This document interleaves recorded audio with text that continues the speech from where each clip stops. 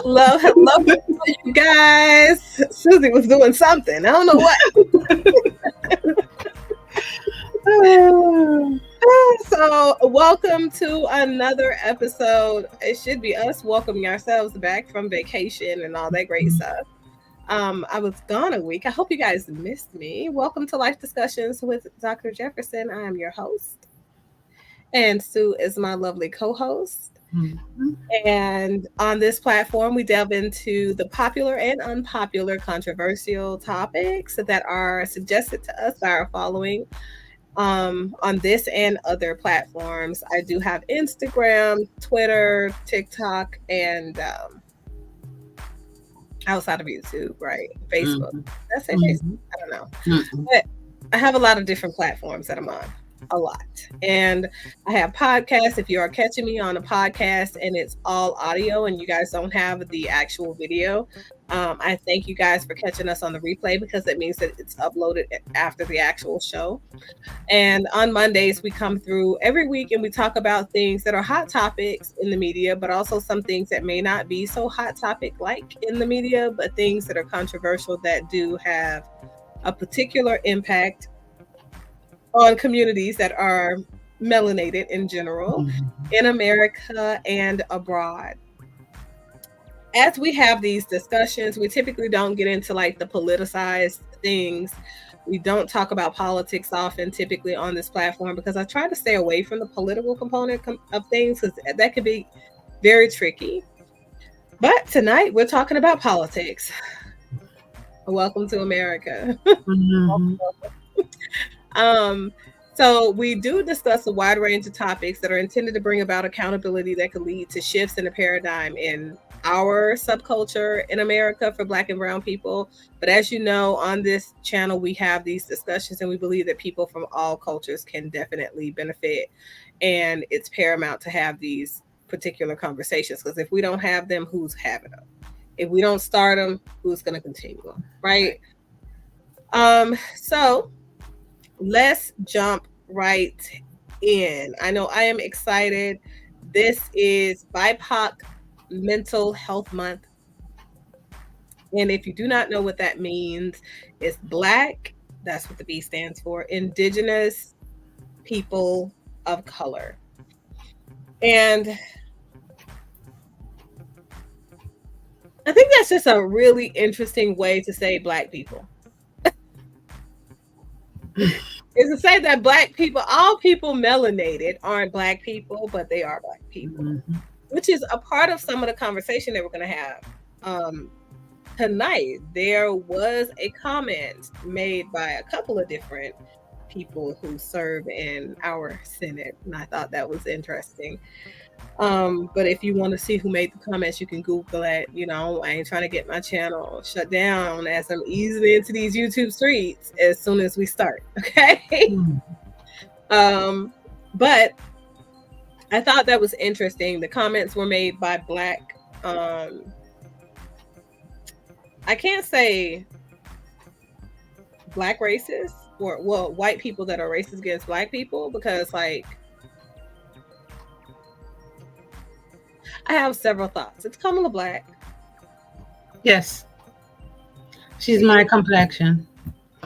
Maybe a little lighter, but she's my complexion. Well, what determines if you're a Black person? Don't you have to have a Black identifying or African American identifying or African identifying parent? Yeah.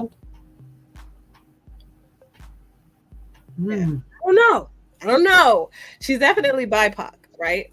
She definitely is a person of color. I don't know. You know, but hey, she aligned herself with one of the greatest sororities known to human beings. So what can I say? And it's a Black sorority. Hey, we're all accepted around here. But you know, he was a white guy, white male in the Senate, and he made that comment, and I think it's interesting what he said. We're going to discuss in detail what the comment was as we get into the politicized side of things.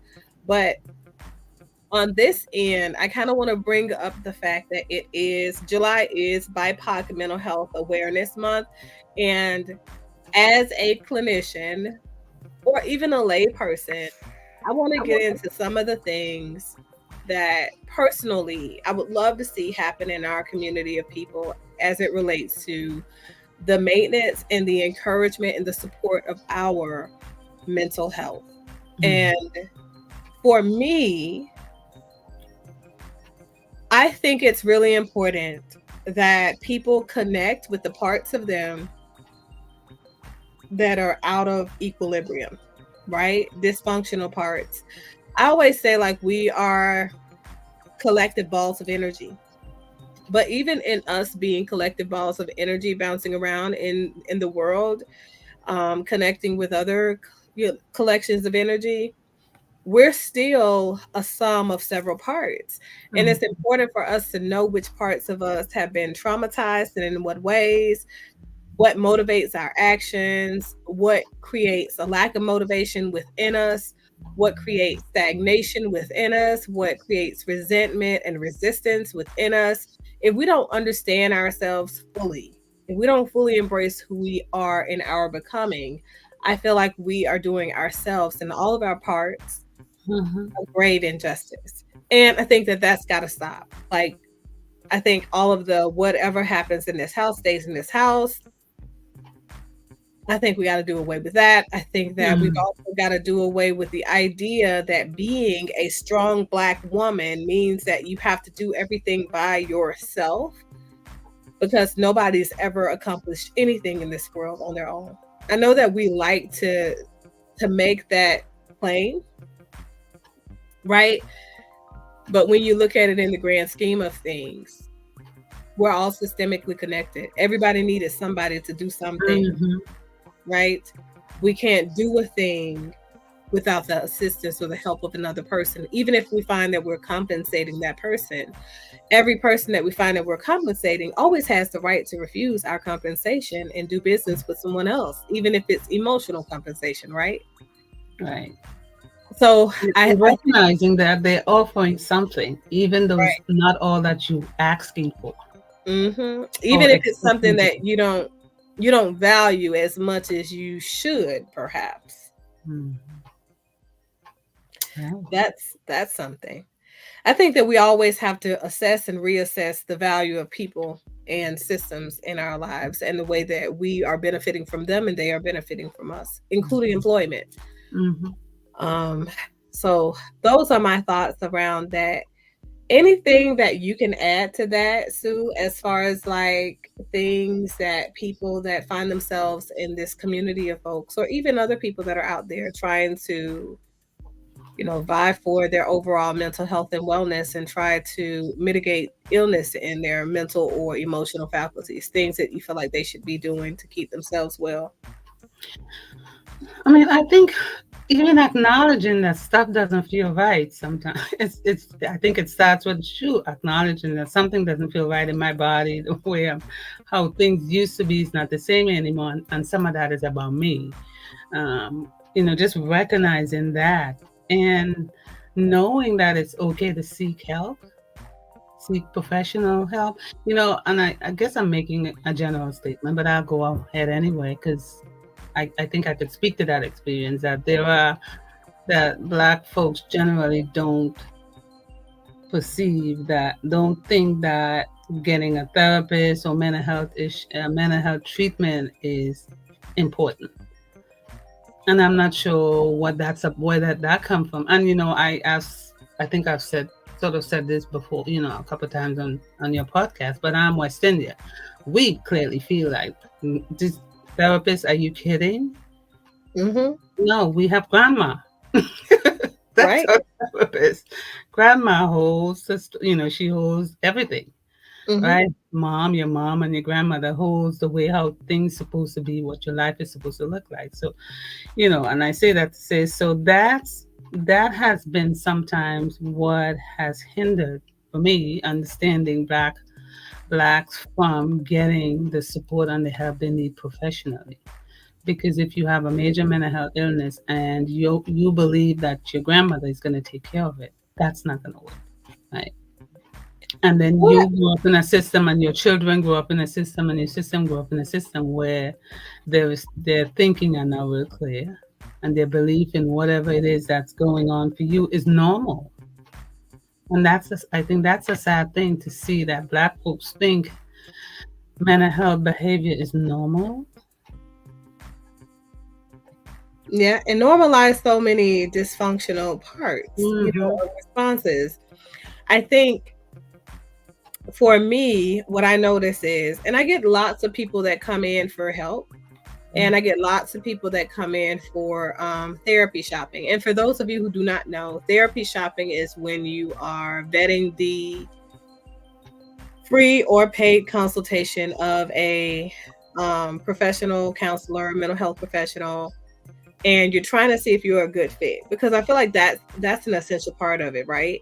I do feel Mm-hmm. like we encourage people to go out and get help, and we don't talk about the piece of you may not be an ideal fit for every therapist Right. out there.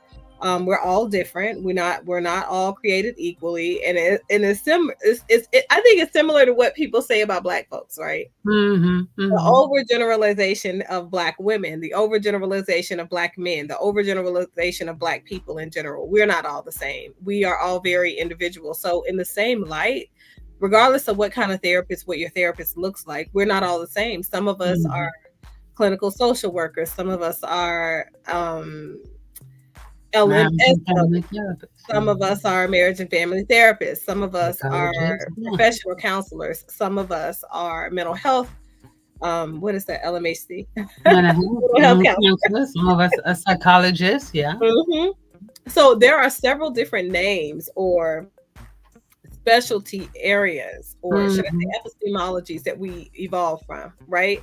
And Mm-hmm. the type of professional that you get is not a direct indicator that that person is or isn't qualified to treat you, but it means that this is what they came into the field for, Of right? Because course. a lot of Mm-hmm. us have several trauma specialties after we have completed our graduate level education in order to qualify ourselves for doing this work, right?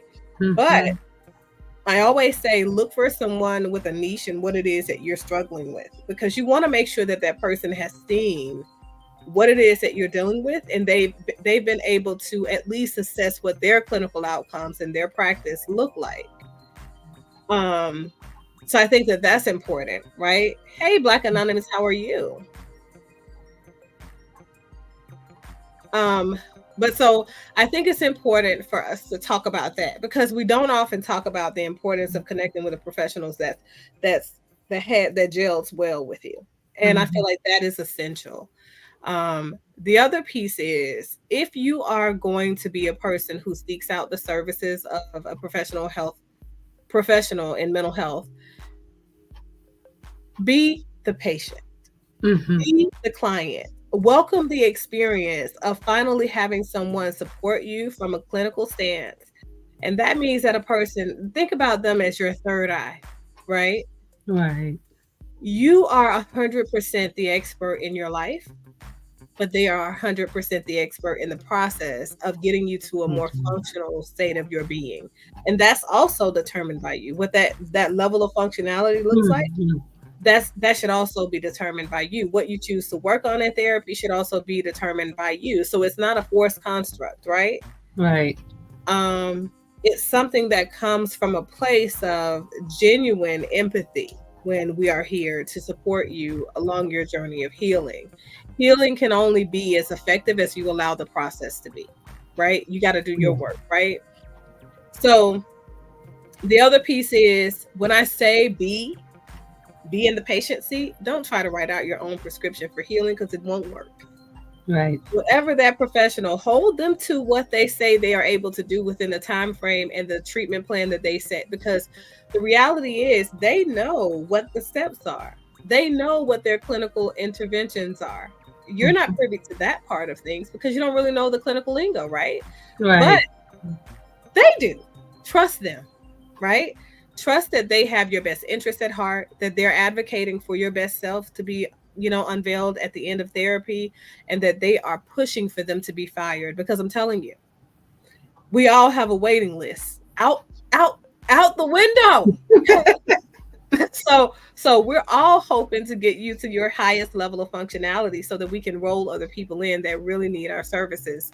So just trust the process, trust your clinician, and trust your inner self to tell you Mm-hmm. that you're either aligned or misaligned with somebody that is going to fit the needs of you at the moment that you seek that help. And Um, the other thing too is, when you're looking for a therapist, look for a therapist who offers you 15 to 20 minutes to be able to talk. You have questions and ask them, what do they do? What's their specialty? How are they going to help you with the stuff that you understand what you're coming in with? Have that process rather than just find somebody and you just dig into stuff and neither of you understand what's going what on. your needs are. Yeah. Right. You know, and let me talk about this because I Yes. feel like I oftentimes criticize people for not going out and getting help. But and let me get on the part of the therapist. Okay. Mm-hmm. I know there are Mm-hmm. a lot of therapists that are out there and they're using all of these different platforms, BetterHelp and you know, all those Headway and yeah. best health and all that stuff. If you are not entering therapy and initially completing a biopsychosocial assessment prior to doing any work, then what are you doing? If you don't have a treatment plan, then what are you doing?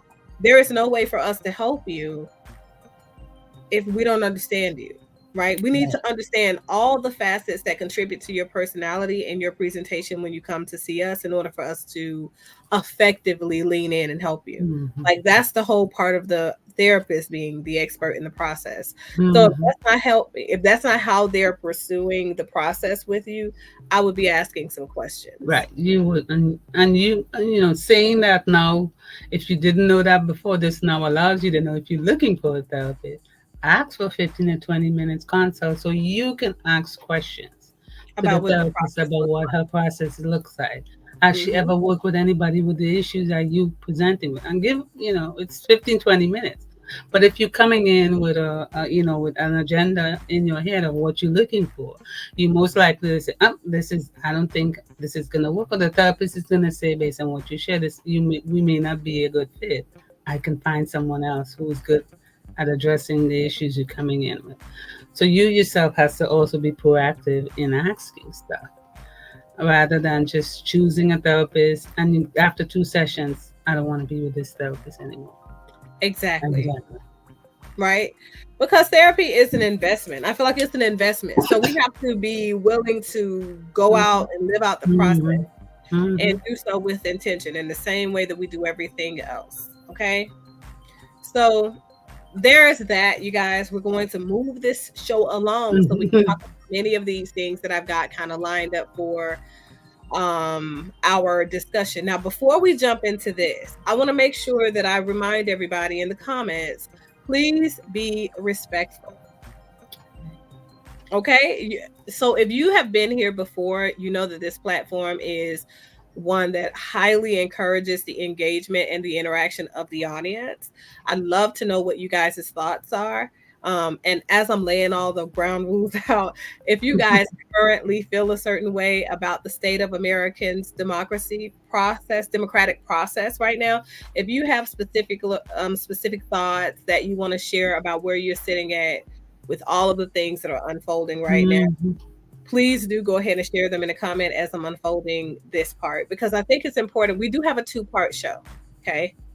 Part of the two-part show and no specific relationship topic of discussion being unveiled tonight is because we did have a week off, right? And Right. so last week I wasn't here. So I do want to kind of cover this other piece that was already slated for this week prior to all of this unveiling around Donald Trump being shot and President stepping, moving aside. the president first saying that he was not going to give up. He was in it to win it and he could do this job. And he was saying Medicaid stiff and stuck on the stage and then being laid off and then all of these things, right? Now moving into the fact that he's ready to take a step aside and allow someone else to pursue vying for the nomination for the Democratic Party.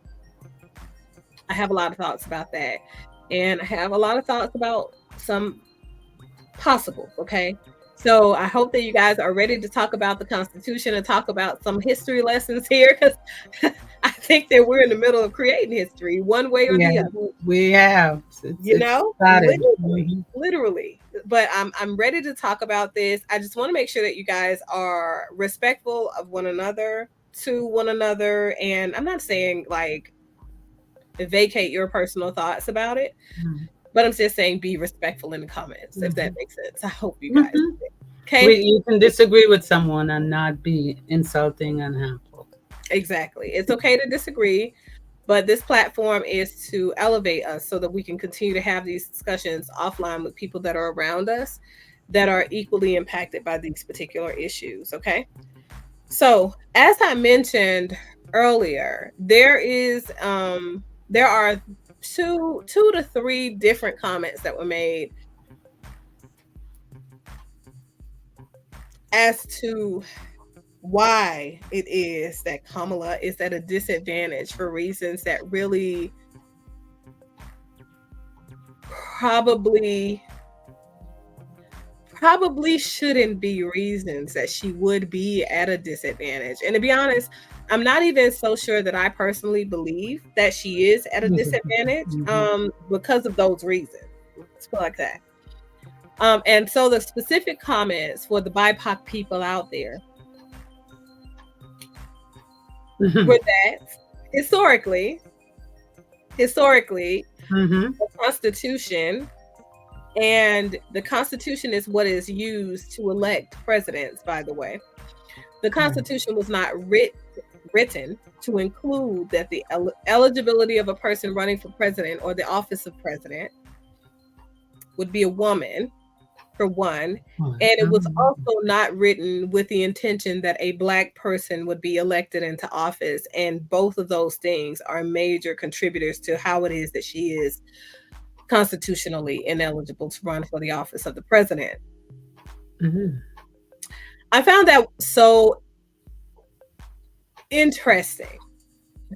So interesting. I mean,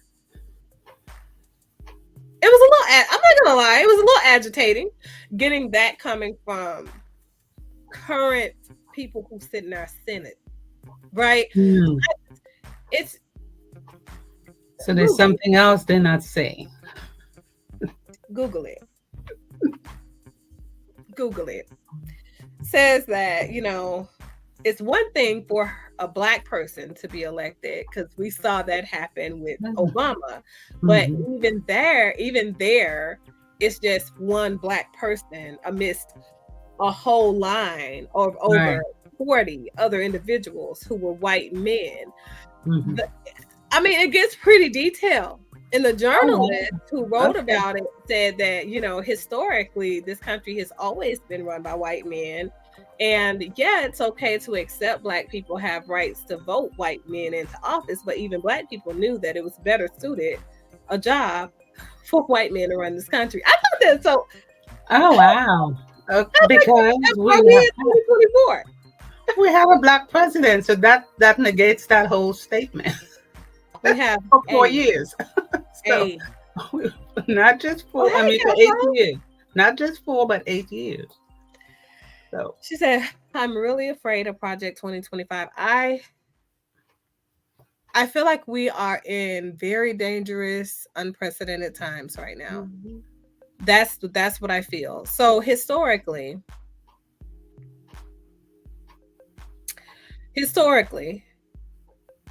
yes, only men, for the most part, earn the distinction. The delegate of the Democratic Party when it came to the office of the president. Okay, still Republican. We have no woman, okay, that has earned, you know, that outside of Hillary, right? So the reality is, and Hillary is a white woman, so they say that that's the order in which things happen in this world. They say that a woman will never be elected before a man, and before a white woman is elected, they will accept a Black man first. So men are at the hierarchy. If they're white men, then Black men, then white woman, then Black woman. There you go. Okay. And literally what we're seeing unfold is just that. Wow. Okay? That's the first piece, okay? So people are trying to rewrite history in some way, create history in their own He vision. was a young white man. He was a young white man. Yeah. And the senators that said it's two sitting senators right now. They are both older white men. But They agreed with him, agreed with what he said, because no, I they're didn't. the ones that originally made the statement. Ah. And if you guys have Newsbreak, it's on Newsbreak. If you Mm-hmm. have the CNN app, it's on the CNN app as well. What is this guy's name? I have so many that I have. Hold on, let me find it so I can read it to you. But go ahead while I'm looking for this, bringing up that one again. Okay. So is this? Um, I mean, the purpose of saying that is to coerce people into having it look the way white folks said it should. I mean, what is the purpose of that statement? I think it's pointing out the fact That hold on, here we go. This is one of them. I'm gonna read it to you guys. She's a woman. ooh, She's colored. ooh, She's colored. Ooh, child. Okay. This is ex-Trump official Seb Gorka calls Kamala Harris a DEI hire. Now, here's the thing, and I know that everybody in the world believes that former President Trump is racist, okay? However, I'm going to be honest with you guys. The person's natural tendency to be biased towards people who look like me, right? Come from me. A person's tendency to be biased towards them has no effect on me. What I care about is how they end up approaching and treating me. Now, if you are racist towards me, you probably got yourself a problem. mm-hmm. Okay? And I'm not the kind of problem that you want to have. But if your general sentiments are, I just don't like black people because of XYZ, you have a right to feel that way. I'm not infringing on your right. This is a free country, last time I checked. But I mean, even though I kind of feel like we're not really free no more, but here's that, right? So you have the right to maintain that belief system as long as it doesn't start infringing on my rights. Now, at the point that you think that you're going to be a KKK Klans person and bring me out my house and light up a torch of a cross in my yard and hang me or nail me to the cross, all these things, you definitely have yourself, all of you have yourself a problem. Now, I feel like people are collectively going to be who we're going to be regardless. I feel like we're gonna like what we like. We're gonna not like what we don't like. Sometimes it's gonna make sense, and sometimes it's not gonna make sense. However, it's the infringement on other people's rights that, and you know, I start side-eyeing you a little bit and asking you to find something a little bit more safe to do. Now, this particular person, Trump, clearly wrote a $5,000 endorsement check to support Kamala Harris when she was running for the office of Attorney General, right? And elected her. Like he supported her campaigns previously. Okay.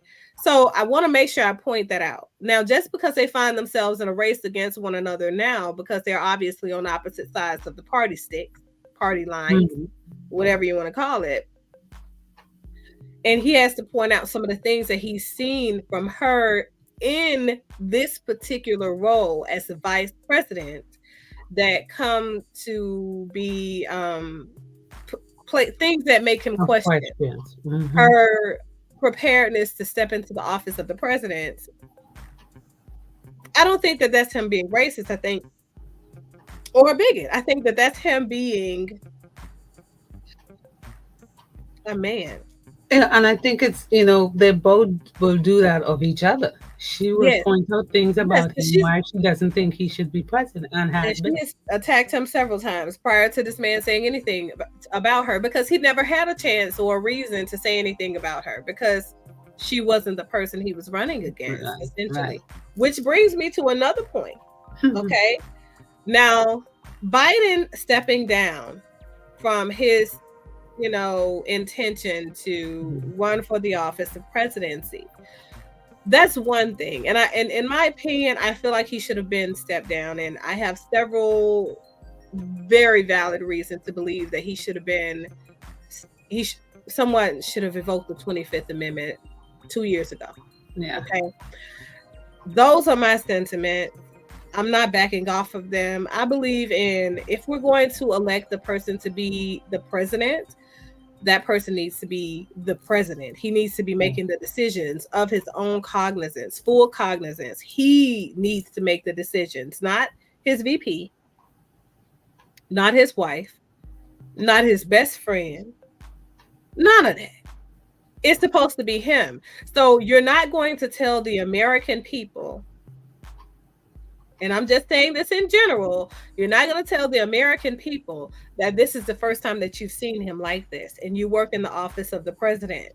There are several people that are around him every single day, physically in person, who could have easily attested to the realities of who our president has been for these last couple of years, when we found ourselves, unbeknownst to all of the citizens of America, in the middle of a freaking World War III. Like, I'm very upset. Okay. I am not a Trump supporter. I am not a Republican person. However, as a person that has historically supported the Democratic Party over the course of years of my lifespan, I am heartbroken that people feel like it's okay to play with our livelihood. Mm-hmm. As a person who is a veteran who has served this country, I feel like it's preposterous. It makes no sense that a person who now wants to run for presidential office, the office of the president, you're telling me you sat there for all of this time and allowed this person who sits in the office of the president to make the decisions that have landed us in the middle of all of this chaos, and you never said anything, and now you want to endorse that he's honest?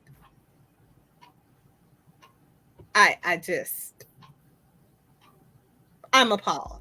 I'm appalled. I have several questions. And I feel like what she's got to do is she's got to answer for some of the things that she said and some of the things she's not said and some of the things she's not acted on, for her to be able to successfully walk into the role of the office of the president.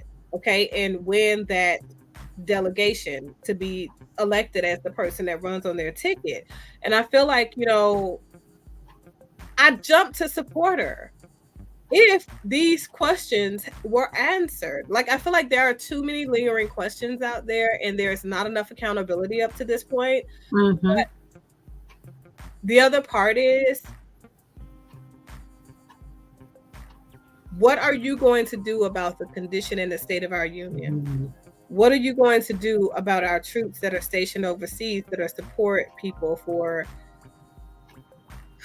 the war that's going on that really isn't our business? Like, what are you going to do about the crisis at our border that's leading to people being able to easily take shots at a former president and worse, potentially you, right? When you become our president, if we're able to make that happen. I have several questions. And then let's go back to the realities of the fact that if she's going to become president, who will be the VP on her ticket that will make people feel comfortable with voting for her? You understand? People like me, I would feel really comfortable if Obama were on her ticket as VP. And then people are looking at constitutional appointing constitutional presidents, right? Right. For appointing him as VP. And this is what I want to really jump into, because this I feel like this is where we could potentially make history. With the correct interpretation, looking at the qualifications for the office of the president in general, right? I'm going to pull this up so you guys know. I'm gonna state it just as it is. It's nothing else there. You guys can look it up. The Constitution lists only three qualifications. Three qualifications for the presidency. The president must be at least 35 years of age, Right. must be of a natural born citizenship status, right? He must be a Mhm. natural born citizen and must have lived in the United States, inside of the United States, for at least 14 years. It doesn't say must be a white male, doesn't say must be a white Female. male.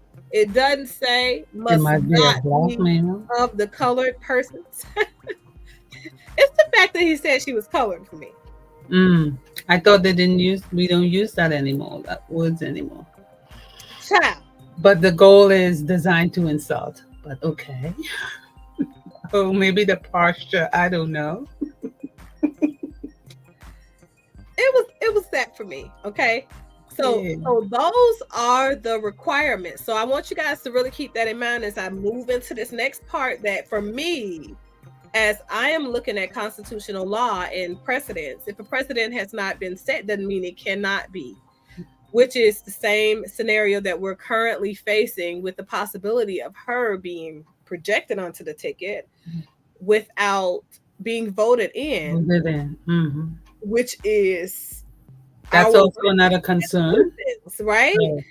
So that's the other piece. Okay, so a person is ineligible for the office of vice president only when they are not eligible for the president, the office of the presidency. So constitutional ineligibility is based on those three factors.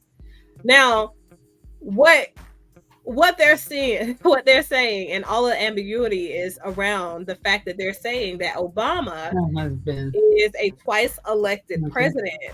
So outside of that, what is it? The 22nd Amendment, right? So we have the 22nd Amendment to reference, and then we also have to look at, what is it, the 12th Amendment? 22nd Amendment is the one that says no person shall be elected to the office of president. Office of president now more than twice. The office of the president is a separate appointing than the vice president. Okay, so that's what constitutional law says around the 22nd Amendment. That would mean that the former president is ineligible based on the people that are ambiguous around this particular approach to Obama being on a ticket. They're saying that he would be ineligible for the election into presidency, right? And that's true. But it doesn't mean that he is ineligible for the vice president appointment as vice president. And it doesn't mean that she may not be able to live through her term. I mean, what they're already predicting, in order for him to become president again, she has to be. But no, they're saying that a person is not, they cannot be elected into presidency. So it doesn't mean that they can't become the president because of the 25th, or a person dying by default. They're talking about elected office. You don't elect the VP. We don't elect the VP. The president chooses his own VP. Right.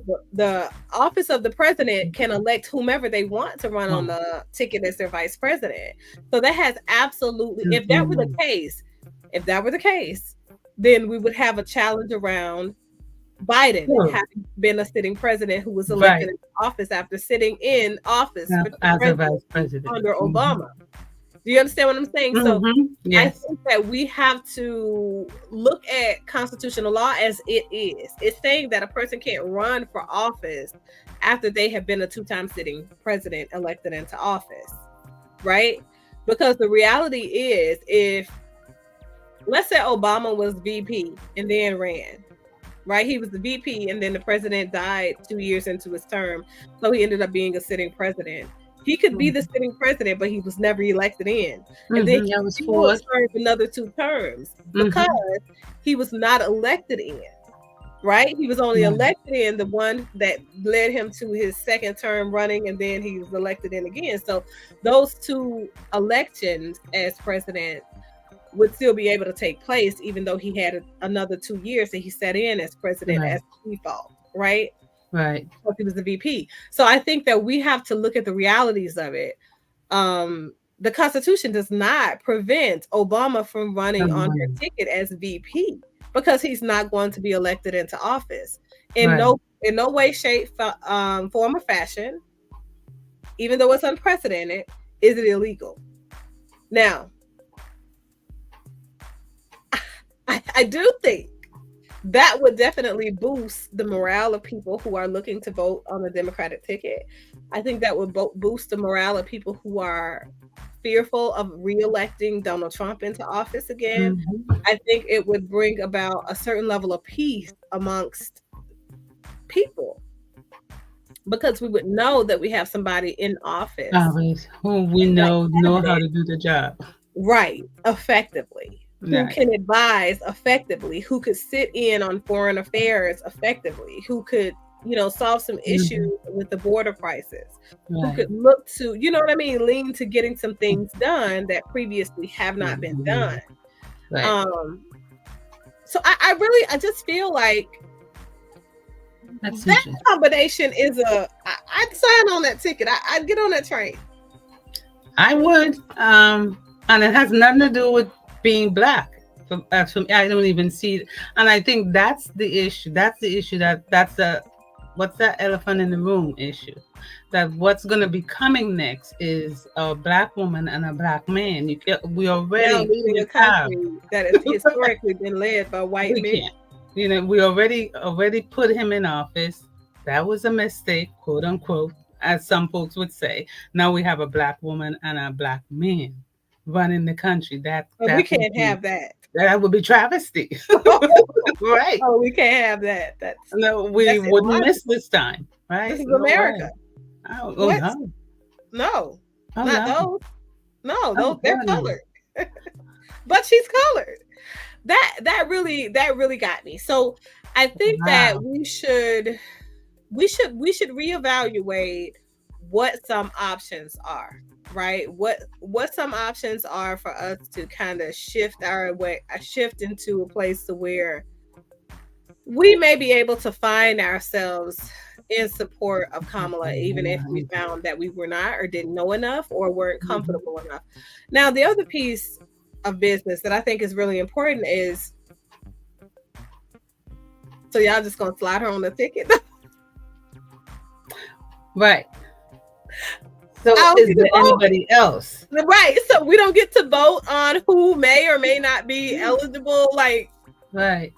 So, there's been conversation around the Kennedy young man. Right. And he did say that he was, I think he did. He officially announced his candidacy for presidency, running to be the elected person on the Democratic ticket. And as soon as he announced it, I think that he experienced the influx of death threats. Major pushback, among other things. No, you can. Yes, you can. No, you can't. No, you can't. I think that his presence would be too strong and overshadow her ability to govern or lead. It sounds good, though. Because of the history of the family, the Kennedys. Oh, you mean Obama? No, I was talking about Kennedy. No, I think Obama being her vice, but I can't imagine he would take that position. I imagine that he is overshadowing of her. Because even though we look at it as a lesser position, I think that Obama is passionate about the Americas. And I think that in seeing him actively move to have Biden remove himself from the ticket, that tells me that the man loves his country. And it tells me that he is seeing that the grave condition of our current state of our union. And he knows that we need a capable person to get the job. Right. So I think that if Obama knew that Biden should have been off the ticket, and you guys know I was saying that from the very beginning, and after that first fumble, I'm like, you guys don't understand. Obama's not backing this. This is not where it's going. Mm. Immediately, okay. And the So fumble has been there since the first year. It's right, not just this year. exactly. So the realities are, if he was able to convince people to come off their support of Biden, if he was able to convince him to remove himself from the candidacy, from running for another Right. term, Mm-hmm. it says that he knows that it might be necessary for him to step in some way to be able to at least advise or be on the cabinet of the president, whoever is actually chosen if the Democrats win this race. I just don't think it's fair for us to not be able to allow the people to have a voice. We are a country Mm-hmm. that is led by a democracy, right? And a democracy, essentially, by definition, is a government that is established, Mm-hmm. sovereignty in Mm-hmm. the 50 states, 51, what are we, 51, 52, 51 states, sovereign states, and the people are who essentially govern, Govern. right? Because we're represented by the people that we elect into office, right? So if we're electing people freely using a secret ballot, it says that the Mm. people who are running on these tickets are representing our interests. They're representing the fact that we want them to be elected to do the things for us that we're electing them We're to do. looking them to do. Right. Right.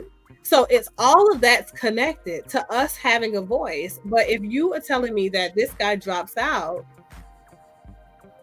after Because many people voted or didn't vote, however he ends up back on the ticket to be able to be eligible to run again on the Democratic ticket, now he's dropped out. You just gonna serve her up to maybe be he'll be elected vice by the president. Democrats to run on the ticket? I don't think so. I think Maybe. that we should have Yeah. um a mini primary. It'd be the first in history. Something, because it's It'd 6 be the weeks. first in history, but we still have time to have a mini primary election to allow the people that have vied for a run on the ticket, allow them all to be Mm-hmm. listed, allow us all to get ourselves situated. I think it'll be viable to have it in September. So September gives us an opportunity for, if there is a runoff, we could do a runoff election October. 2 weeks later, and Mm-hmm. then we could still go back to the polls in the beginning of November, and then we could get it done, right? Mm-hmm. I think we need at least a miniature primary to get things back on track, because otherwise we're in very shaky Okay. waters when it comes to removing democracy, because that's not democracy if she is who we're handed by That's a default. sort of a dictatorship. The Exactly. very thing that I'm Trump all is accused of. uncomfortable. I'm all look. Listen, I'm a person who is likely to vote Donald Trump just by default, because you left with no. I feel like this is a coup. I'm Yeah, starting to, I don't feel it is. comfortable. I feel comfortable. Like, that would make me feel very uncomfortable to just know that this party, because I want to make sure I make this very clear, right? Because my position is, these are people who see Biden every day. Right. Okay. They know. They have seen this man every day of his candidacy as president actively, or at least once a week. They have physically seen this man. And you are not going to tell me that there were no concerns. I'm not his physician, but I'm telling you, he is like a walking, talking, moving textbook example of Parkinson's. Yes, So ma'am. when I tell you, you're not telling me that people never notice this. So I And don't. you are a doctor. You are a doctor, so Yeah, you but I'm not understand the symptoms. You're not his doctor, Yeah, I'm but not you know his what those physician, symptoms. because there could be Even some other things I, that may mimic those same symptoms, right? But though any of those other conditions are grounds for Alzheimer's, concern. dementia, all the above. Yes. Right. So my thing is, you're not going to tell me you didn't see this guy declining over the course of time and Not not attempt evoke to the talk 25th. about what to do, what could we do? No, what we could do is evoke the 25th. Like you saw Democrats scrambling because they were embarrassed on national television to remove him. What is the easiest way that we can get him removed without allowing this black woman to be sitting in the office of the presidency? That's really, to me, what the office was. I mean, what the issues were with all of these Democrats rushing to figure out what they needed to do. Right? Maybe she'll pick Kennedy as her vice president. I mean, there's also another conversation where I have seen that folks are now saying if Biden has decided to step aside, he actually should totally step down from the presidency, because if he's stepping and he hasn't discussed why he's stepping aside. He said sometime next week, but folks are well aware because of his mental status. But if he's stepping down because he cannot maintain or cannot fulfill his role as president, then he should not be acting president until election. He needs to fully let it go. I don't believe, because see, here's the thing, right? I think it's up to Kamala and those other two individuals that are necessary in order for them to evoke the 25th. I think it's up to them to do that. I think that him dropping out of the race and not choosing to run for another term has nothing to do with his. I don't think it by default means he cannot operate in the office of the president. Right. However, I definitely have concerns about him being able to operate in the full capacity of a sitting president right now. Right. But I'm saying by default, him dropping out or removing his run for, I don't think that that's by default saying that he's unqualified. But I think that there are certain conversations. We're not talking about the elephant in the room. Nobody wants to say it, but yes. Right. That's why he's dropping out. Right. And I think that here's the thing, right? And I know like a lot of people are gonna I know you guys are gonna feel away and you guys are probably gonna hate me for this. I love the idea of Kamala because a lot of, we do have some shared views out there. Some things we do not agree with at all. Period. Won't be caught in the same room with the ideas floating with her. But the reality is, I love the idea of her running on the ticket. I love the idea of her running on the ticket with Obama, especially as her VP. I'd 100% buy in. Jump on the bandwagon, be the first person to donate money, and she would be my elected president, okay? I'm uncomfortable with the way that the Democrats have arranged themselves and presented and served us this dish that we didn't ask for on this platter. Now, it could be, listen, you guys, I don't eat seafood, okay? But I could love seafood. And if I came to a restaurant that served everything under the sun and they gave me my favorite seafood on a platter and they had a big seafood boil, everything that I love on there, right? And I can't imagine what to love because I don't eat seafood like the hell. Crab legs. But crab legs, lobster, oyster, I don't know what y'all nasty. Yeah, come on. If they could serve me everything that I love on the platter as soon as I came in the door, and I wouldn't want it because I'm a woman about choices. I love my freedom to decide. Okay. I do not like the fact that democracy is not at play here. This is not democracy. It's not democracy when you serve me what you want me to have, what you want me to see. It makes me very uncomfortable. So even though you might be giving me everything wrapped up in a bowl that I would love, it's just the fact that you didn't give me a choice to choose. Like, you didn't give me an opportunity to choose. This isn't my birthday where you get to give me whatever you want and I'm happy and go away. This is the office of the president, the highest office in the United States.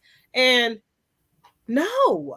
And if you had paid attention to me, you would have known I don't eat seafood. So right. Give me seafood. Even if, like literally, even if I love seafood and they serve me my favorite dishes, I wouldn't want it. It's the fact to me that you are I didn't giving get to me choose it. what you want for my choice. That tells me that you don't want me to choose. That tells me that the water is tainted. I don't know what you put in this seafood, but I don't think it's safe. Like, That you're better at making decisions for me than I am for me. exactly. So I don't know if I'm just not comfortable with that. Like, What? that makes me very uncomfortable. It makes my stomach turn into knots. I get anxious, and I'm not even an anxious person. Like, Mm-hmm. so he said, who was Representative Sheila Jackson, lead Jackson. Democratic candidate, campaign leader, congressman? What do you mean? Who was she before, like, passing? What are you asking? George Floyd Justice.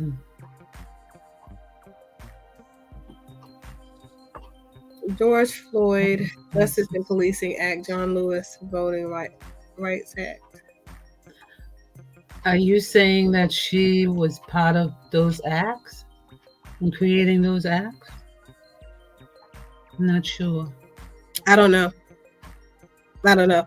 But what I'm saying is this, right? The idea of Kamala running for president is beautiful. I think it's beautiful.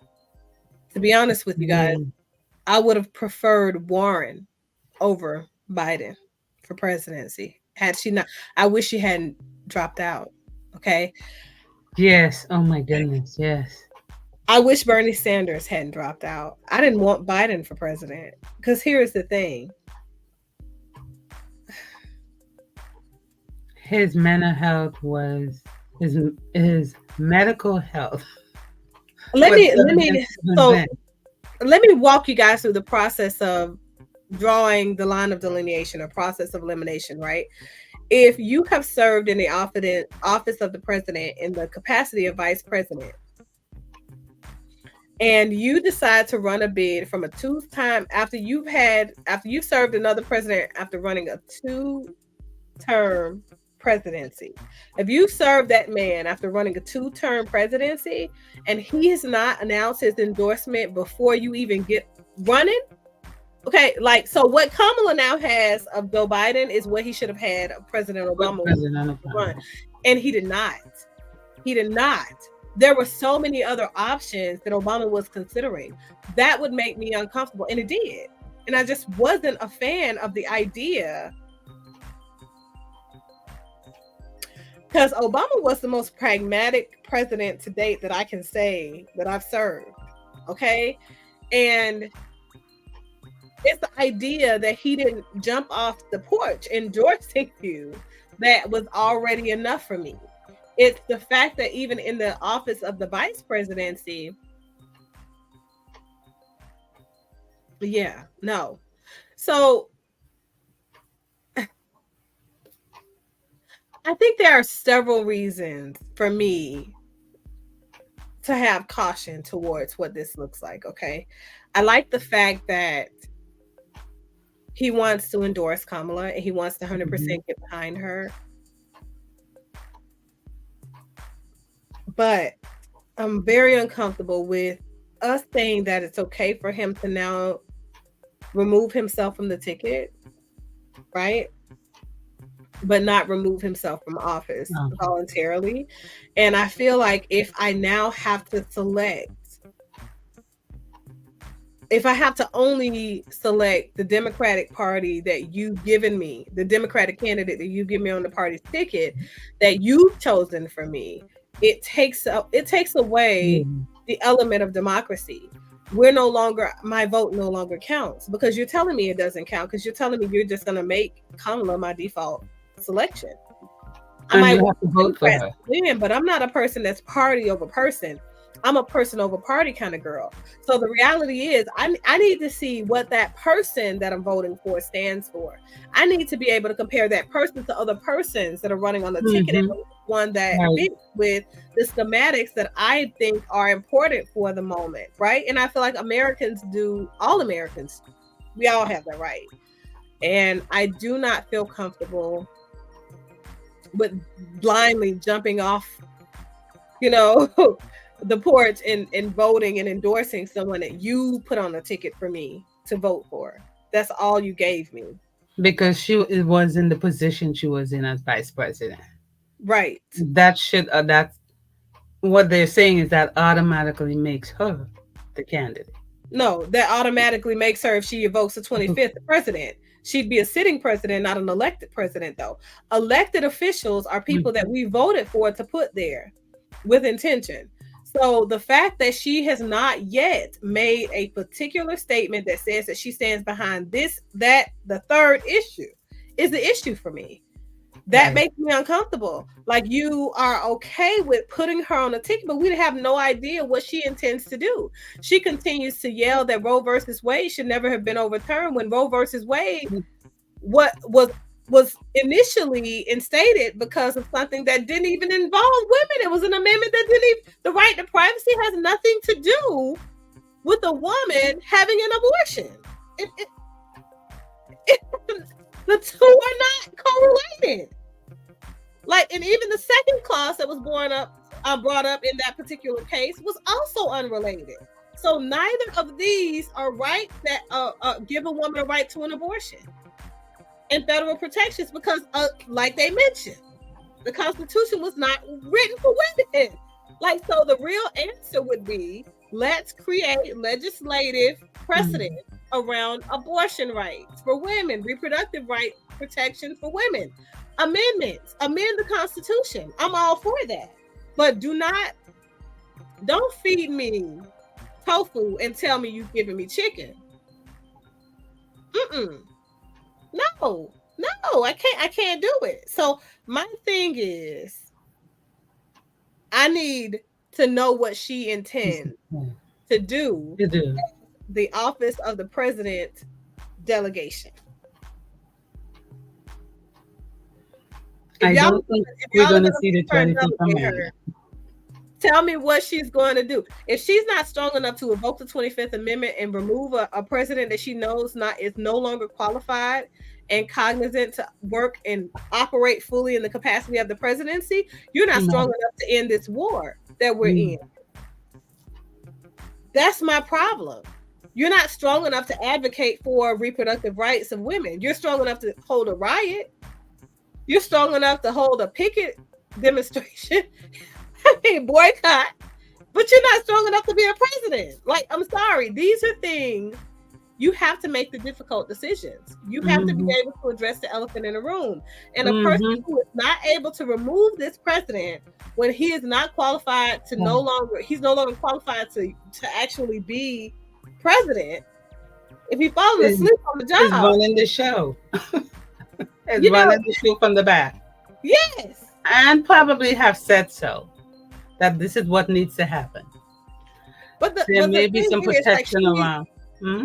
She was afraid of saying it when they asked her right after the debate on live during the interview on CNN. She was afraid of saying it. She's been afraid of saying it or doing something the whole time she's been in the office of presidency.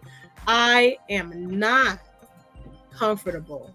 And a president should be afraid to say stuff. Right. Like, a president of the United States, we have the greatest military in the world. Literally, we do. Literally. And you're telling me you wouldn't be able to give the commander of that greatest military, you wouldn't be able to sit and have a conversation with the Secretary of Defense about war tactics and whether or not we're doing this or that. You can't make the decision to launch a drone or attack. Like, it's all of these things are very concerning areas. All of it is. See, it's interesting to be a fly on the wall to understand part of those conversations, what kind of decision has been made to say not remove him totally. Let him live it through November, but I run on the ticket. Because it's not really running it through November. It's about her trying to protect herself from being shamed for the things that she does and make whatever decision she makes as a sitting president, which would, motion people away from voting for her, essentially. I think that the realities are she's trying to protect herself. And my thing is, evoke the 25th, remove him from office, make some decisions, stand on business, and let us see what you do as the sitting president. And then if you are effective in the role that we placed you in, then perhaps we'll vote for you. But until then, why would we elect? Why would you just feed us what you want us to have? I'm not okay with that. I'd be the Democrat that jumps to the Republican ticket and vote for Trump before I will vote for whatever you give me, because it's not a vote. It's not even a vote. Like I'm not electing anybody. I just don't understand that. So you can't just give me a choice and the majority of people didn't say, oh, their politics made sense. Or you understand what I'm saying? I just want to know if she comes out on this campaign trail and she lets me know what her issues that she's going to fight for, what things are going to change. I am all for it if they make sense. Well, we'll see. We'll see what comes up next week by the end of the week. There's got to be some conversation about what you're planning to do, because you've got 6 weeks. So right? You've got to hurry up and convince the public that you are worthy. But so would you vote for her, considering the fact that, so let's say you're full-blown Democrat, down party lines every time. Okay. So would you vote for her, given the fact that they've removed anybody else's option to be able to be elected above her as their nominee for the party? Would you just vote for her by default? No, I wouldn't vote. I'm not Republican. I do have issues with Trump's way of thinking, feeling, and managing stuff. And I don't know what she's about. I have literally no clue what she's about. I would step out. Yeah, because the reality is, like, you don't know what you're getting. Shit, if you're going to feed me shit on the plate anyway, just go ahead and feed it to me. It doesn't mean I have to eat it. So I want to know what she wants. What is it she's going to do? How is she going to handle these have these hard conversations with us about these? We've got war going on. We've got China saying stuff. We've got Russia saying stuff. What are you doing? You got everybody about to blow us up from every single vantage point possible. They are plotting right now. We have a woman that we're trying to elect into the office of presidency that clearly won't even remove this man that's not even fit to run the country. Like, I don't understand that though. I don't understand. If he's not fit to run the country, but he needs to stay, and I just don't understand that. I told you it's to protect her interests so that nobody can see what she does or doesn't stand for, so she doesn't get ridiculed for making mistakes. But I think that's a coward move, and I think that that's manipulative. I think it's extremely manipulative. I feel like women have been. It is our job to be manipulative, right? Because we're supposed to help ply men into better versions of themselves, essentially. But I do not think it's okay for us to be manipulative to the point where we manipulate each other. I don't think that's fair. So maybe it's about getting the Black community on her side. And, maybe it is. No, because that wouldn't have anything to do with her removing him from office by doing what is necessary for the Black community. Like, I'd love to know what she plans to do for Black people. And a lot of people have asked that. And I've always said at the beginning and the end of President Obama's presidency, he was not the president for Black people. He was the president for all people, because he was the president of the United States of America. But if the Black people are what it is that she's trying to fight for the, vote of, then the question would definitely be, what is she going to do as it relates to Black people? Like, what are you going to do to make me want to vote for you? So I do think that's a viable question for us to be asking. I think that it has validity, but I just, as a person, I'm not one to vote for or just select whoever you want me to choose. I can't do it. It's against my religion. I can't go with my integrity. Yeah, I can't go along to get along. It's something in me that is like the rebellious child part of me that's saying, no, I'm not going to eat my green beans because you put them there. I'm going to eat what I want to eat.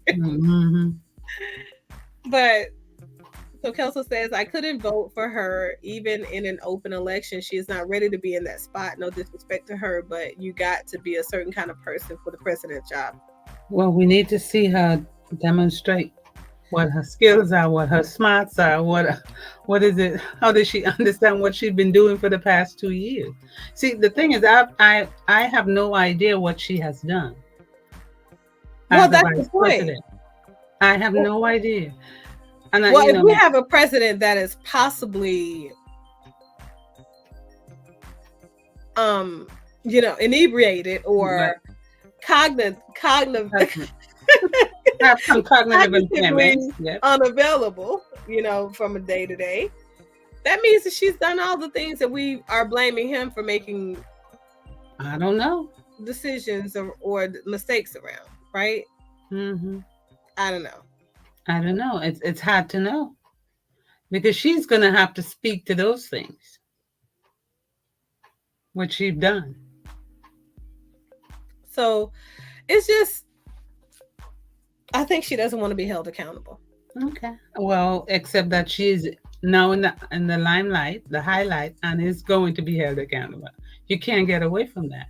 But see, that's the thing. People are not asking the difficult questions. Like, why is it that you're okay with running on the ticket and accepting his endorsement, but you're not okay with removing him from office if this is if he has concerns enough for him to drop his vice president, right, another term. Mm-hmm. Why do you not have concerns after seeing that interview, after seeing this person every day, and mm-hmm. You're saying he's tired before 5 p.m. He can't meet with foreign delegates. Like, what? What are you talking about? He was up at 2:30 in the morning talking to the Russian president. What? He was up. You can't make this stuff up. Like, I'm not coming to lunch at 4 p.m. It's not bedtime.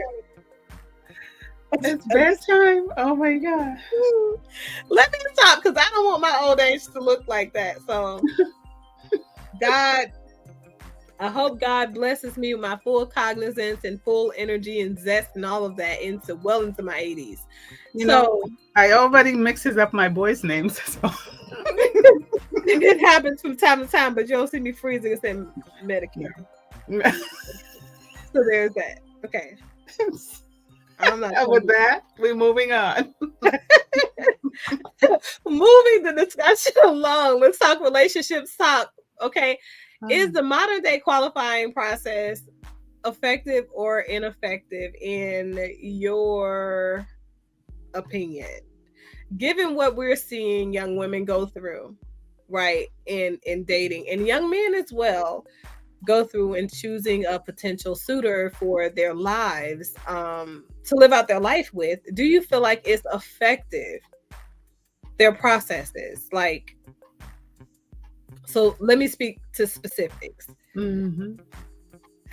Up about until maybe the early 2000s, you still had people getting married fairly young, straight out of high school, some still in high school, mm-hmm. and building their lives together, right? Making the decision to build their lives together, to stay with one another.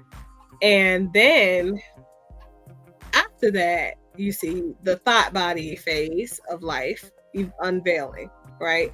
A lot of people think that, oh no, Freaknik was in existence, but no. Mm-mm. Okay.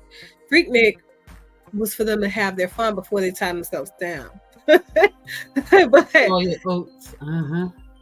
fast forward past that, we're moving into like 2010 on forward.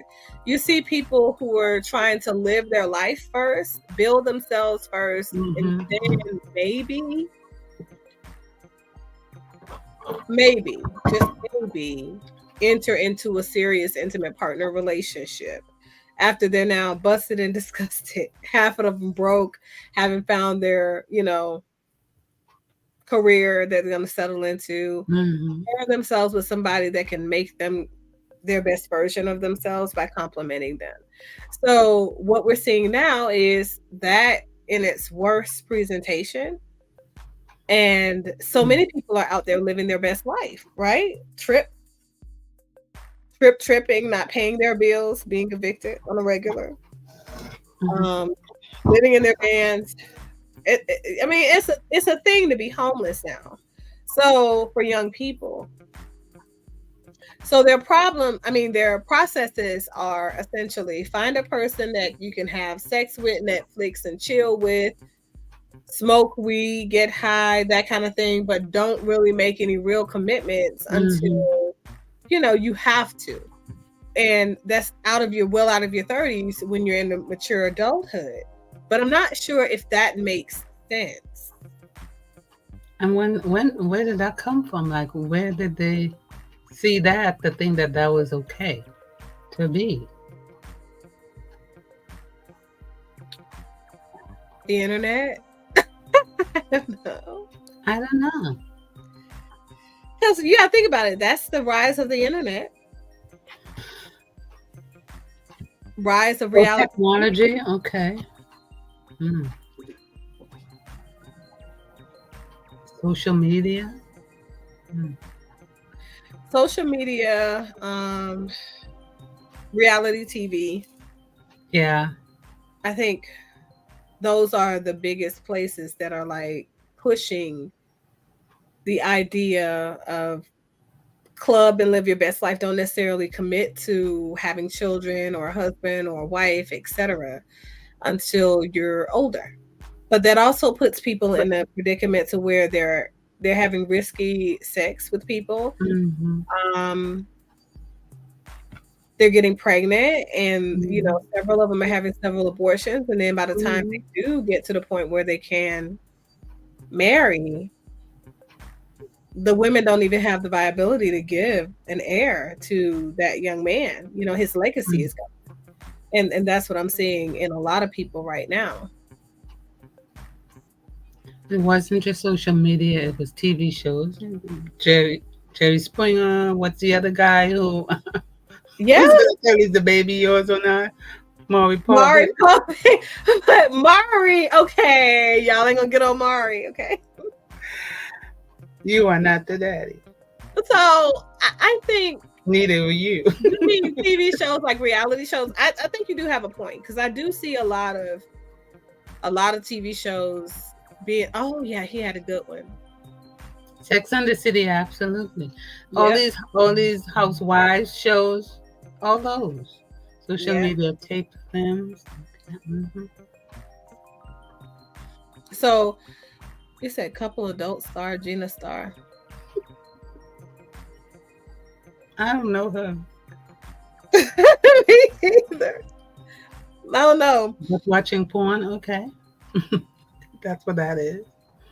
So, but Well, I you know, do I mean, believe we had. there's a little bit credence to what they're saying because I think people idolize porn stars in a very unrealistic way, sometimes They're concerningly. living the life I've had vicariously. Yeah, I've had a lot of people come into therapy with a lot of interesting stories around the things that they could do in bed, and that's the why behind they should be married and men should value them based on a lot of the rhetoric that was given by Kevin Samuels. To some extent that has to be true. Like men have to think that their women have a sexual marketplace value more so than a real life virtuous wife value. Mm.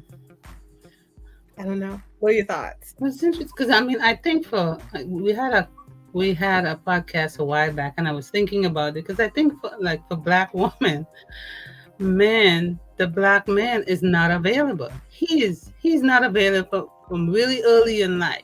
9 years old, he's already got some legal issues. By the time he's a teenager, he's been incarcerated, not jail. Yeah, And by the time by the time he's 25, he's been in jail. He's been a couple incarcerated of and times, out of and years. can't get proper employment. Right. So you can't rely on the black man because he's not if he's alive at 30, you're lucky. So there's no reason to wait and expect the black man to be able to be there for you because he's not. If his legacy is being incarcerated and jail for at an early age, he's not going to be there. So why would you wait? Why would you expect? Why would you build a life around him? So maybe, for some of these women, I mean, sex has been it. We'll have sex, have a baby, and I'll take care of it. I'll take care of the baby. Because he's going to be incarcerated. He's But not I going to be don't able to do this know. for me. I don't know if the goal is to have a baby for them. I think they can't afford to get the baby aborted. And Well, so they end up having the babies. But I think that it's the sex, the hypersexual activity. That's the thing that is a goal. Like how many people, because I think that these women in this day and age are so obsessed with becoming what they envision men are. mm, And it's interesting to me because, like, when I was doing my clinical outcome studies, like a couple of days ago, what I noticed is that I have an influx of young women that have come into therapy that are gay women, lesbian women, mm, and they're the stud presenting woman, and they all have a history of rape during their teen years or mm, childhood. And even though they're saying that they are this particular sexual orientation, they were never the sexual orientation of lesbian prior to the being raped. sexual assault. Right. So what it says is it's possible that they're disconnecting from the realities of Mm, self, and there is some dissonance there due to the protective part of mm, self trying to come in and do what they need to do to keep them viable, productive citizens mm. as they move along and ignore the trauma. So I just think that's interesting. They become what it is that has assaulted them, that they fear finding themselves in a relationship with the most. So being sexually promiscuous has become the norm for And them. then become the kind of guy Mm, presentation. I don't know. Become the kind of presentation that is the offensive mm, version, previously for them. They said this is a new movement of young basketball players marrying women significantly older. These women in their youth were lascivious. Ooh, Instagram. big one. These boys watched and like, mm, So young men are going after the older women. cougars, because Maybe they've idolized what the woman should look like, and the younger women don't look like that. But I think because you do see a lot of men, even though you do see a lot of men complain about women who get too much work done, Botox fillers, BBLs, all the works, the boobs, the butt, mm-hmm, lipo, all of the things that women are out there doing. Men are still double tapping, right? They're still liking it on social media. So what are these young women to think other than the fact that they are what they are looking for? Or are they? I don't know.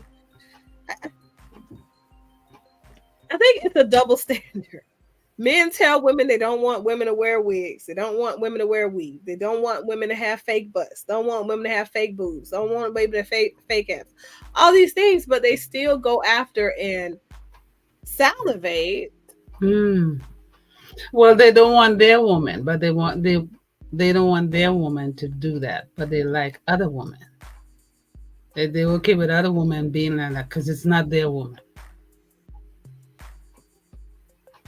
Hmm. Because if they're going after a woman who's got all the stuff that they don't like for their woman, what are they really saying? So are they Be- saying they want to be married but also exercise their options?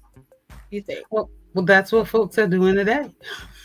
Anyway, Well, for I mean, historically speaking, there have been polyamorous relationships. but I think it looks different today than maybe even back then. Has a whole different meaning. I swear to God, it really has a different meaning. Perhaps. Perhaps. There's three African, huh? Okay, whatever that is. The sexual, maybe it says Oh, there are no. three. Okay, and there's a hurricane. Okay.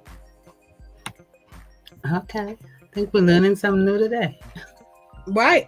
But so I don't know. Here are my thoughts. I think the process of qualifying a person right now in modern day society is ineffective because I think women want a man with a fast car, with a bankroll, who's got money. And I don't think even girls care about looks anymore, but I think that they definitely want the car and the money. And jewelry. Yeah. Yeah, they want all of these things from the man, jewelry, bags, Birkins, right? Mm-hmm. The shopping sprees, the trips, they Mm-hmm. want to fly them out. And they're not thinking about the full investment of what it is that a man or a potential husband is supposed to bring into their lives. Mm-hmm. But I also think men on the opposite end of the spectrum have some unrealistic expectations as well. I think that men want a woman to be having sex with them. They want to make sure the sex is good. They want to make sure the head is good. They want to make sure that all of these things are intact so that they can get their sexual gratification component in alignment before they find out who the actuality, who the woman, the core of the woman is, right? And then they become upset when they find that there are no substance components to the woman. Like if you went after all of these things that are aesthetically driven, the things that are superficial, then how can you then be upset with the woman for not being anything worth anything?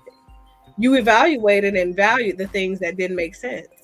Same thing for women. If you valued his money, his gifts, his ability to fly you out over his character, his being able to honor his word, to stand up and defend you, to protect you, to provide for you. If you valued all of those things, you want him to fly you out. You want him to spend ridiculous amounts of money on Birkins and Balenciagas and all of these things. These things cost money. Okay, I own them, so I know they're expensive. Cartier bracelets. You want all these things, but you don't even have a home. You're still living out of a van. You don't have a 401k. Right. You don't have a retirement plan. You don't have a piece of property. There is no real estate ownership at all in your name. Like, so you're not looking for a man to give you what is providing for you, give you something that shows that he's providing for you, a home, right? You don't want him to give you anything that is a substance, something you can actually complement and build upon, because you don't want the responsibility of having to multiply what he does bring to the table, because you don't have the skill set to be a woman and do what a woman does. That's the reality. You don't want to make a commitment because you're not sure that you'll be able to follow your end of the bargain and actually be a wife. Because even biblically speaking, for those of you that are or are not biblically aligned, right, or religious, it says he who finds a wife finds a good thing. It doesn't say he who finds a concubine, or he who finds the whorehouse. There are plenty of them out here, right? Brothels are things that are probably the first occupation known to me. The oldest profession. Oh yeah, yeah. But it doesn't mean that is what is goals, right, in life.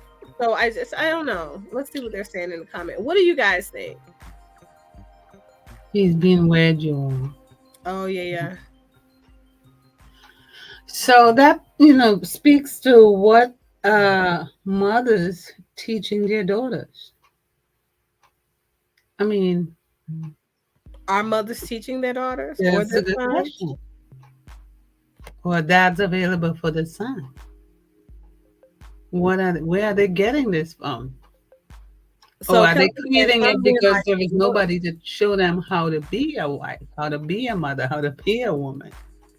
So they have to figure it out on their own. So some men like to look but won't do. When it comes time to do that, they won't choose what they looked at. So you guys so just basically for entertainment purposes. They like to look at all those extras on the woman, but it doesn't want their woman have all those fake stuff on their body. That's what he's saying. Okay. So let's go with that, right? Let's go with the fact that men like to look. Y'all just want something to look at, and women are inappropriately taking that for what they need to be in order to, pull you guys in. That you're.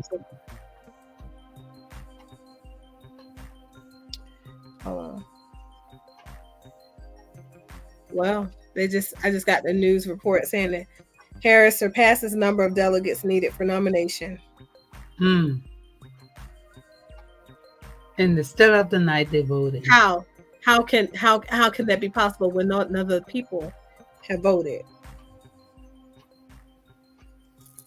We're not represented. I told you guys, like, I just increasingly uncomfortable. So there's that. Well, so I don't think that people have realistic expectations of the other party that they're assuming that has an interest in them, and I think that there is an inaccurate comparison when it comes to men and women comparing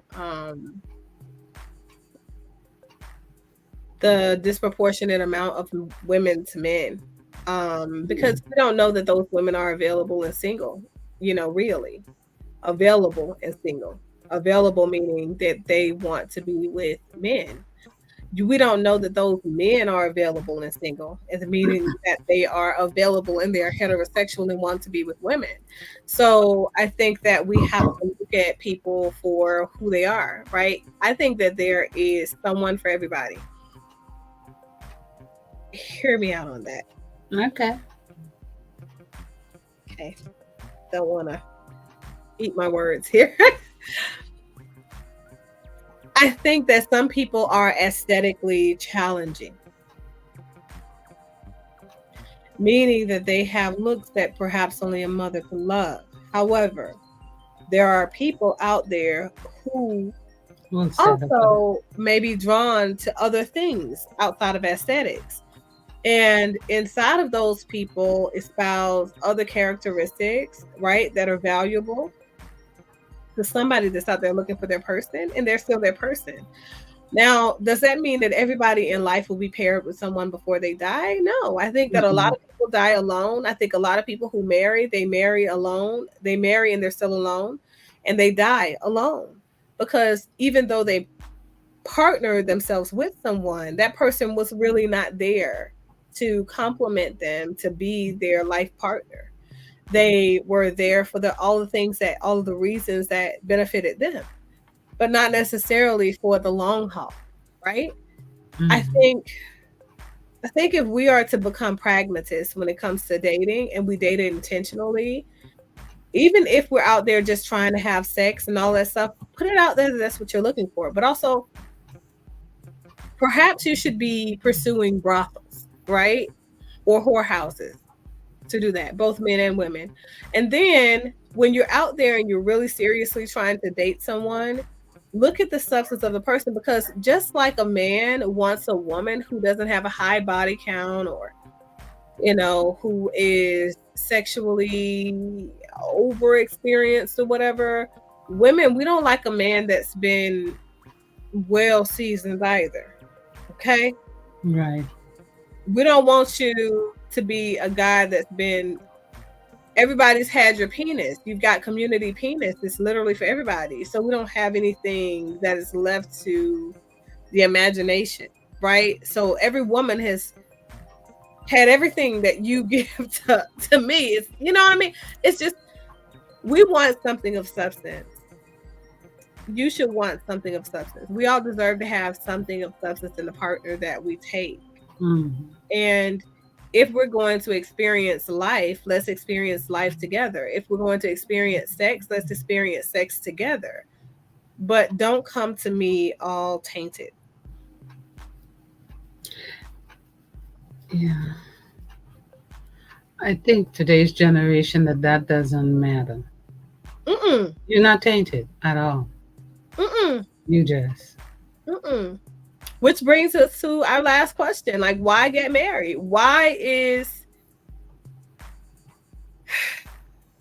Does marriage benefit anybody? I want to know from you guys. What do you think? Do you think that marriage has the potential to benefit anyone in any capacity? And I'm asking this question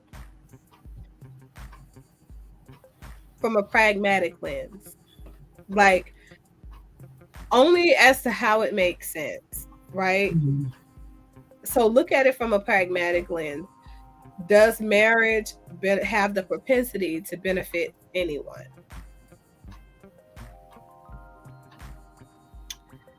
at all? My thoughts are,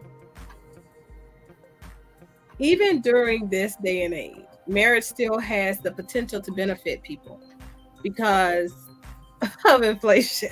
Mm. Nothing else. Yeah, because of inflation, co-living Mhm. that guarantees the outcome. Because here's the thing, okay, I know people are going to just like bash me to the ends of the earth, and that's fine. I'm okay with that. I got tough skin, unlike Kamala. But here is the thing, right? Where we don't have women doing the things that we've mentioned earlier that are not necessarily conducive of them, finding a long lasting relationship with a companion, Mhm. you have some women who are considered to be overly thirsty. So they're wasting their time in relationships. And they're saying, I don't want to pressure a man because I can pressure him into marrying me. Well, he can pressure you into having sex with him before you're prepared to give yourself to him in that way. If that's the case, for me, you're not getting any of these cookies. You can't these cookies are for marriage, okay? So you're not getting these without this, This. right? Right. I need several of them, okay? So the realities are, if you're not giving me the full scope of a legacy that'll be continued by the both of us, if you're not giving me anything that's going to benefit me over the course of time, anything to speak life into me to make me better, anything to add value to my overall life and well-being and my overall wealth, there is absolutely nothing that we can do together in a relationship, because why? But you have a lot of women out there who are, Mhm. for all intents and purposes, great wife material, and they're doing all of the things that wives do, but they're aligned with a guy who's clearly not Mhm. intending to be married, Husband material. or a woman who clearly is not intending to be married. My thing is, stop being a wife when you're in the position of girlfriend. Okay, so men were not given the Mhm. gift of discernment. However, they are given the pathway for discernment to take place, right? And the pathway means you're given the freedom to direct what women you put in front of you and seat at your table, to Mhm. qualify them for the potential of them earning the seat of your wife, Nothing right? wrong. Because it says that you're supposed to find a good thing.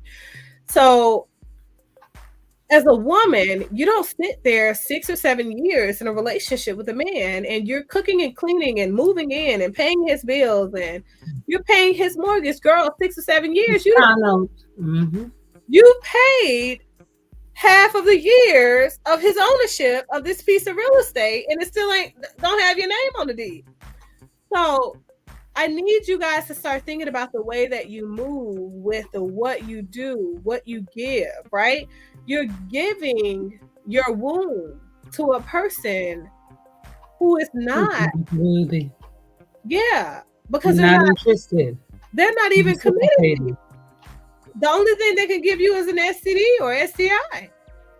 Those are things that'll keep giving lifelong commitment for sure. Or you But get a baby that you have to then take care of exactly. if you don't So, take him to court. and even if you take him to court, here's the thing: if Mm. that man dies, because this is Right. what I want you guys to take from this, right? You're in a relationship with a guy for 5 or 6 years, right? 5 or 6 years. That is 5 or 6 years while you're living your life, right? Young people. 5 or 6 years, young people. So let's say the ages of 18. Let's give it a realistic age. The age of 21, because now you're legally grown. The Mhm. age of 21 to 27, right? 28, you still ain't seen a ring. In 2 years, you're going to be 30. Good. Mhm. Okay? In 2 years, you're going to be 30. And the reality is, you're still trying to wait for a person to be ready to do a thing that they aren't ready to do with you, period. Like, it's not going to happen. It's not going to happen. But you're putting yourself at risk of not being able to go ahead and get your life jump started and have your children, start raising your children, be able to retire at a comfortable age. Because you're going to be out there working and trying to raise children. The children are bad. You don't need to be doing all of that when you get older. But no, seriously. The reality is, you're allowing your fertile years and vitality of your years to be with your children to go to waste because you're waiting on someone else to get ready for something that they are never going to be ready to do with you. So as women are given the gift of discernment, you have to discern that he is not ready and walk away, because sometimes your absence is the thing that will push him. Right. A steady course of action and mindset in that man. And women are meant to sway men into discernment. You have to know how to utilize that thing called being a woman. So the thing is, like, I think that women have to stop wasting their time with men that are only going to do what you allow them to do, because that's what they're going to do. They're going to be men. They're opportunists. You have to demand the commitment. Right. And if you don't make it clear that this is a line of delineation, this is a boundary, marriage is, in the cards. If in a couple of years you're not ready, that's fine. I'm moving on. If for me, people are like, oh, you shouldn't put a time and a price on love. Marriage is not about love. Yeah. It is not. It is not.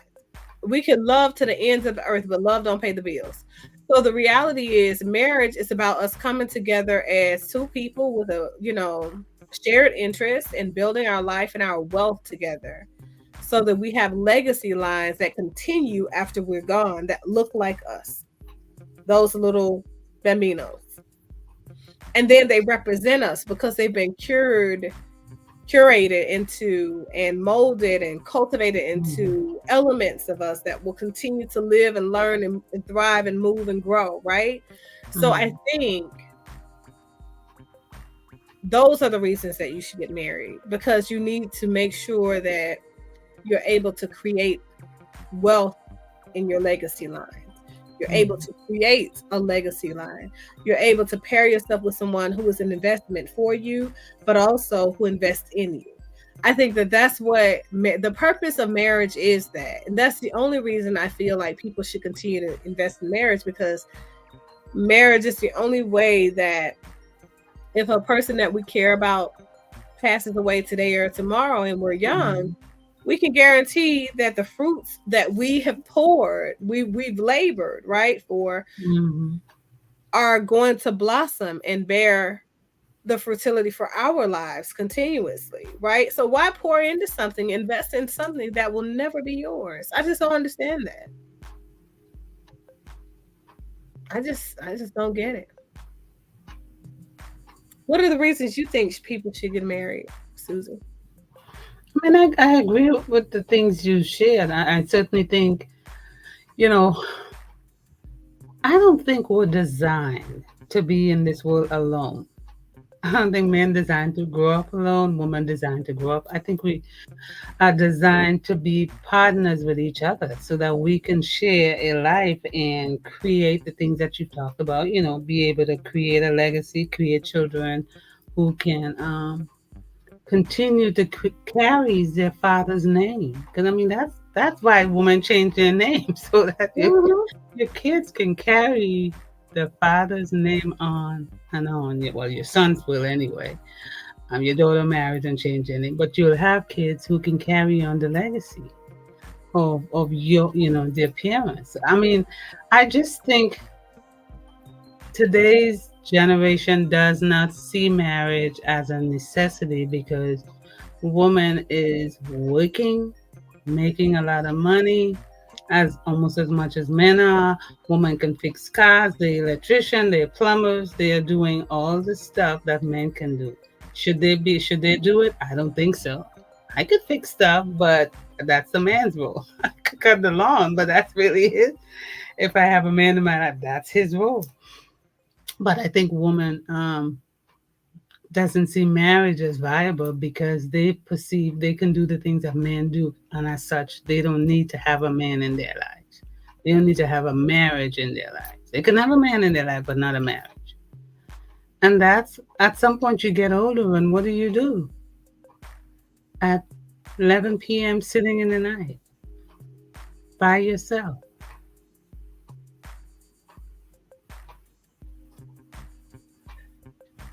You rub your dog. Well, that's another thing. You are there getting pets. People are getting pets before they get a man in their life. A dog is a loyal companion, men are not. Absolutely. You're the only person he has in his book. So he is loyal. So here's the thing. I think just because you can or capability does not mean necessity. That you have to. Right. Because you can do a thing doesn't mean that you should do a thing or Right. you have to do a thing. For me, right, I'm sure I could do all of the things that my husband does, but I'm not going to. I'll look at him. I'll be a side seat driver, back seat driver. I'll look at him, cut the yard, and I'll be a person that says, "Oh, you missed the spot," or "You probably shouldn't cut it in that way. You probably should go this way." I could delegate everything, okay? But I'm not cutting the lawn. But I'm not doing it. I'm resting in my femininity.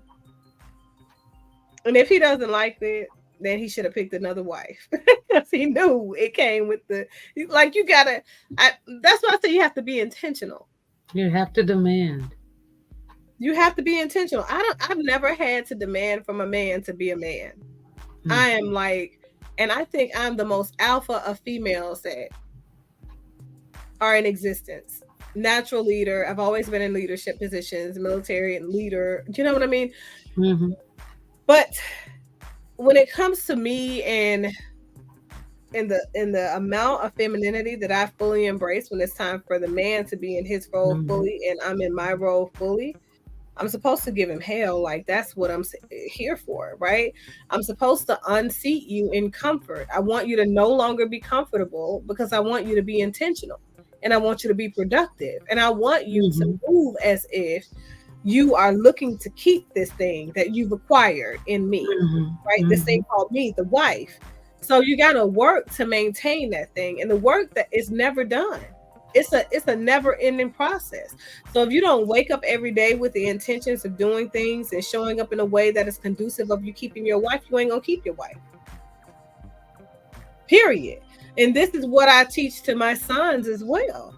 Like, if you're not intentional, don't do the thing. You know, be clear that you're not intentional. Be clear that you out here just hoeing in these streets or whatever you're gonna do, jump from girl to girl. Because the realities are, nobody deserves their time to be wasted. You understand? So it's going to be plenty of people out there that are okay with their time being wasted, okay? Or not necessarily being intentional about their time, should I say. So but don't lead a person to believe that you are intentional about them and you're trying to build with them and you want to be married to them, and that's really not what you're trying to get, out of the relationship. So Kelso says, I see marriage as being with someone you can't live without and love waking. Y'all know I can't sleep. Waking up and laying down beside them every day. Fair enough. You should feel like that. Because men married for love, not us. No. They're married for companionship. So men marry for the softness that a woman brings into their life. And I think there are a lot of things that men cannot do and they lean on women to do for them. And some of the things I think men can do and they lean on the woman to still do for them in the same way that women still can do some of those things that they allow men to come into their lives and do. But just like I said, just because you can doesn't mean because you could do it doesn't mean you should. Right. You It's allow him to be in his role as he yeah, allowed you to be in yours. exactly. And it's about the collaborative effort I to thought, maintain what it is that you guys have both elected to commit yourself to with your spiritual creator, whoever that might be for you. And mm-hmm, I think that oftentimes there is no element of spirituality, there is no ethical or mm-hmm, moral ground of conditioning that these young people have. right. And I They're think lost. They're that's really lost. mm-hmm, mm-hmm. You know, I so think that's why I wonder who teaches who. Who do they have to help them understand what it's like to be a woman, a wife, a mother? Who teaches this boy to even be a boy, a young man, a husband, a father? I think although Mhm. we have the misconception that women raise and teach women how to be women and men raise and teach boys how to be men, I think it's the other way around. Because a woman is raised by woman to Woman to cater to man. understand. And I think that in our catering to our fathers and our showing up for our fathers in a way that is respectful, carrying ourselves Mhm. respectful and presentable around our fathers, I think that that's what really grooms us to be wives because we're catering to our fathers. We're walking in the shadow of the mom. Yeah, mom might be modeling behavior, but Mhm. fathers are the ones who give approval or disapproval. And that's who girls are working for the approval of. And girls are daddy's girls for that reason. I think Mhm. that we're groomed to be wives that are conducive in a way that we saw our mothers being to our Be fathers. with our dad. And I Mhm. think that women teach men how to be husbands by way of showing them what it looks like for a woman to fully rest in her femininity and allow a man to pave the way for her, open the doors for her, hold the door, get the door and hold the door, right? Don't just hold it Mhm. passing, but get the door and hold the door. And eventually it's that repetitive act and the encouragement that a mother gives to her son that shows a man what it is to be a man. I think men model the behavior by, taking the man out to Mhm. young man out Mhm. to hunt, teach him to fish, doing those things and teaching him how to connect with other men. How to But I build. don't think that he teaches a man how to be a man. I think it is the mother that teaches the boy how to be a man because she can only teach him. Because boys, men learn from doing. Mhm. Women learn from reading, from observing, from seeing, right? But we don't have to be doing. So the realities are we're listening for the response of our father, while a man needs to be put into action 100%. Like he needs to be actually opening those doors, opening the hard to open caps, or reaching for the things that are too tall on the Way up shelf. there. Or, you know what I mean?